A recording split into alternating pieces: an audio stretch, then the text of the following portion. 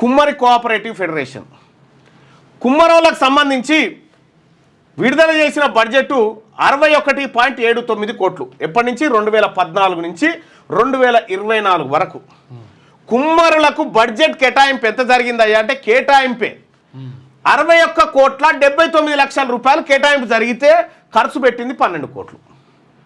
కేవలం అలకేషనే ఉంటుంది, ఖర్చు ఉండదు.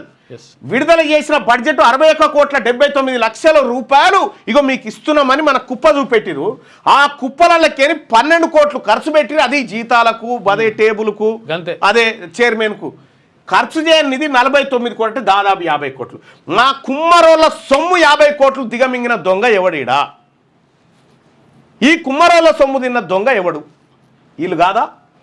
ఎవరి సొమ్ము ఎవడు దీన్ని బతుండి రాష్ట్రంలో? మా చెమట దీన్ని బతుకుంటా, మా సొమ్ము దీన్ని బతుకుంటా, మీరు మా మీద పెత్తనం మళ్ళా. ఇది కుమ్మరోళ్ళది.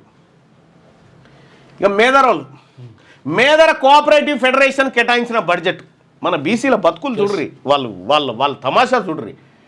వీళ్ళకు 10 ఏళ్లలో 24.80 లక్షల రూపాయలు ఖర్చు పెడతామని చెప్పారు. 10 ఏళ్లలో 24.80 లక్షలు వీళ్ళకి ఖర్చు పెడతామని చెప్పారు. ఖర్చు చేసింది ఎంతరికైనా 4 కోట్లు. 4 కోట్లు ఈ 10 ఏళ్లలో. ఈ మేదర్లకు సంబంధించిన 20 కోట్ల సొమ్ము ఈ అగ్రకుల పాలకులు ఈ రెడ్లు వెలమలు తిన్నారు. మేదరోళ్ళ సొమ్ము 20 కోట్లు తిన్నారు వీళ్ళు.